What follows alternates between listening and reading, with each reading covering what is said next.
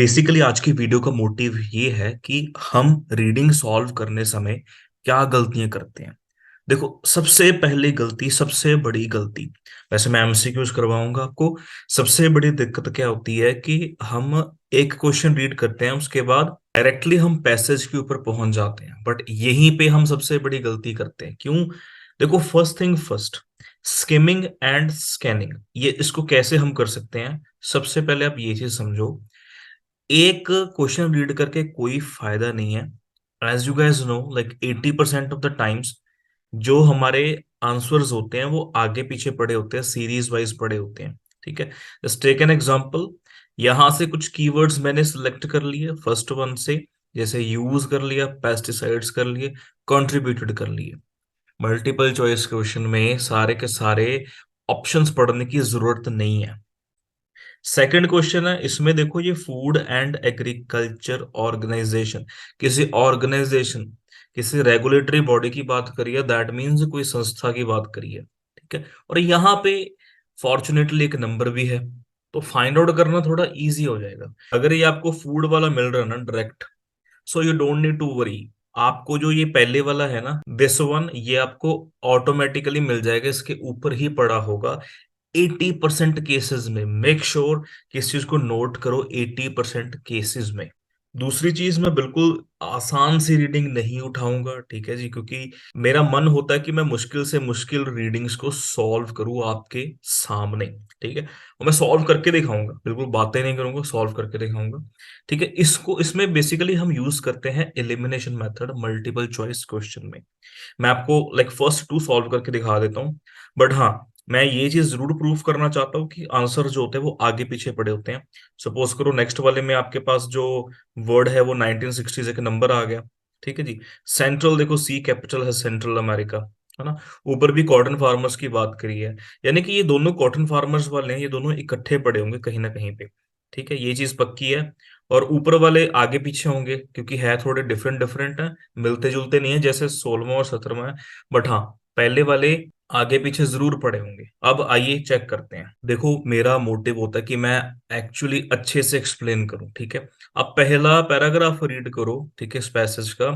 मैं सिंपल ही आपको रीड करके बताता हूँ, शायद आपको इस पैराग्राफ में कोई आपको आंसर मिले। ठीक है जी, बट फॉर्चुनेटली देखो, स्किमिंग और स्कैनिंग का मतलब क्या होता है। स्किम एंड स्कैन का मतलब होता है कि कीवर्ड्स फाइंड आउट करने हैं, दैट इज स्कैनिंग। ठीक है, स्किम करना, थोड़ा फास्ट रीड करना।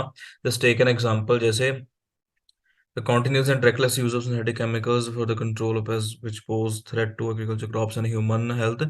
ठीक है जी, apart from endangering widespread ecological disorders, pesticides ने contribute करा emergence of a new breed of chemical resistant highly lethal superbugs। Okay, ठीक है, फाइन है।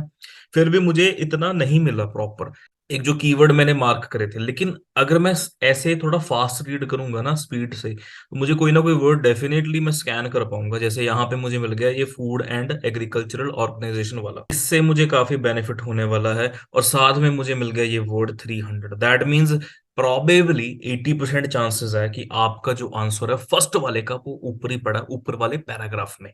ठीक है जी, मैं फिर भी आपको एक पर्टिकुलर लाइन से रीड करवा देता हूँ। Apart from engendering widespread ecological disorders, pesticides have contributed। वहां पे एक वर्ड था contribute, और यहां पे भी एक वर्ड मिल गया contribute। पेस्टिसाइड्स ने कंट्रीब्यूट करा। देखो, हमारी गलती यहाँ पे पता क्या होती है, हम यहाँ से रीड करना शुरू कर देते हैं कि पेस्टिसाइड्स ने कंट्रीब्यूट करा किसमें, एक नई ब्रीड को जन्म देने में, जिनके ऊपर की पेस्टिसाइड का कोई फर्क नहीं पड़ता, क्योंकि वो केमिकल रेजिस्टेंट होते हैं। दूसरा, वो हाईली लीथल सुपर बग्स होते हैं, बहुत ही लाइक खतरनाक, ब्रुटल, ठीक है जी, सुपर बग्स होते हैं, मतलब बड़े बड़े कीड़े मकोड़े। हमको पूरी लाइन रीड करनी पड़ेगी। क्वेश्चन दोबारा रीड करो, पेस्टिसाइड के यूज ने कंट्रीब्यूट करा किसमें। देखो, एलिमिनेशन मेथड लगाएंगे, सबसे बेस्ट है। ठीक है, आप ऐसे करो, पहले लास्ट वाला पढ़ते हैं। इकोलॉजीज की रेंज में मतलब काफी सारे टाइप की इकोलॉजीज आएंगी जो कि यूजफुल होंगी, ठीक, जिनको यूजफुली हम फार्म कर सकते हैं, ग्रो कर सकते हैं, एग्रीकल्चर में मतलब बढ़ा सकते हैं। इस चीज की बात तो मुझे लगता नहीं की है। एक बार ए भी रीड कर देते हैं।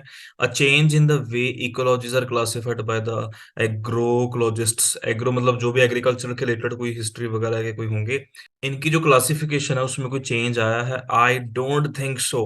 सी देखो, prevention of ecological disaster in sum. नहीं भाई, किसी भी पार्ट ऑफ वर्ल्ड के किसी भी पार्ट की बात तो करी नहीं है।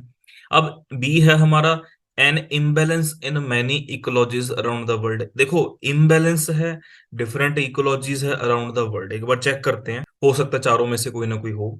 Apart from the engendering wide spread ecological disorders, that means ecologies में डिसऑर्डर आना, इम्बेलेंस होना, कहते हैं ये तो है ही है। इसके अलावा ये कुछ अलग चीजें हैं जो कि बिल्कुल भी भाई मिलती जुलती नहीं है उन तीन ऑप्शन से।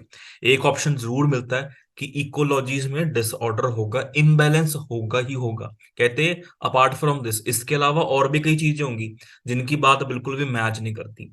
तो इस एलिमिनेशन मेथड से हमारा फर्स्ट आंसर तो ये आ गया। एक और जरा चेक करो, इसमें आप देखो सबसे पहले जो ये पर्टिकुलर ऑर्गेनाइजेशन है, इसने कहते 300 से ज्यादा एग्रीकल्चरल पेस्ट्स को देखा है, जो कि क्या है, जो कि डैश है। अब इनको रीड करने की वैसे कोई जरूरत नहीं है। एक अगर वो पर्टिकुलर जगह हम थोड़ी स्कैन कर लेते हैं, थोड़ी स्किम कर लेते हैं, स्कैनिंग तो हमने करी हुई है, थोड़ी स्किम करते हैं।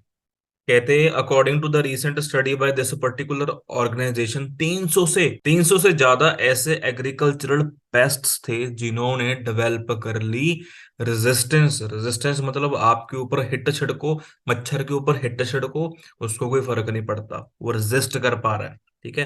तो different range of potent chemicals, अलग अलग पेस्टिसाइड्स जो उनके ऊपर छिड़कते हैं ना, तो ये 300 से कुछ ज्यादा ऐसे पेस्ट काउंट करे हैं इस ऑर्गेनाइजेशन ने, जिन्होंने क्या है, मतलब रेजिस्टेंस डेवलप करके उनके मतलब कन्नते उन्होंने जू नहीं देखते इसी की। ठीक है। मतलब ऐसे होता है ना कि अगर मच्छर को ज्यादा हिट छिड़को तो एक टाइम आता है वो हिट से नहाने लगता है। अब जरा चेक करो, इसमें से मैं डायरेक्ट क्रॉस या टिक लगाऊंगा। ठीक है। बिल्कुल स्टार्ट करते हैं लास्ट से। यहाँ पे बोला 300 ऐसे पेस्ट हैं जो कि may be used as a part of bio controls. ना भाई ना, इसकी बात नहीं करी। Continue to spread diseases in wide range of crops, नहीं, कंटिन्यू की बात नहीं करी। Can easily be controlled through the, अच्छा, ये तो भाई उल्टा कर दिया। देखो एमसीक्यू में ना बिल्कुल ट्रू फॉल्स वाली बात होती है। कैसे? जैसे कि कुछ नॉट गिवन होते हैं, जैसे ये लास्ट के सी और डी है, इनकी बात ही नहीं करी। एक होता है बिल्कुल उल्टा, एक फॉल्स होता है, मतलब कॉन्ट्रडिक्ट कर रहा है। वहां पे बोल रहा है कि भाई रिस्पॉन्ड नहीं करते, यहाँ पे बोल रहा है कि कंट्रोल करे जा सकते हैं, तो ये तो बिल्कुल भी नहीं है। और फर्स्ट वाला है हमारा, क्यों? इसमें लिखा है they are no longer responding to most pesticides in use, don't even bother. ठीक है जी। उनके ऊपर वो रिस्पॉन्ड नहीं कर रहे, वो रेजिस्टेंट बन चुके हैं, जैसे वाटर रेजिस्टेंट वॉच होती है। पानी में ऐसे भी नहीं होता कि डुबो के रखनी है, पानी में जब लग जाता पानी, लेकिन उसको कोई फर्क नहीं पड़ता क्योंकि वाटर रेजिस्टेंट होते हैं, वाटर प्रूफ होती है। तो वही चीज यहाँ पे है। वो जो पेस्ट है वो पेस्टिसाइड, मतलब वहां पे पोटेंट केमिकल्स वर्ड यूज करा हुआ है, सिनम। ठीक है।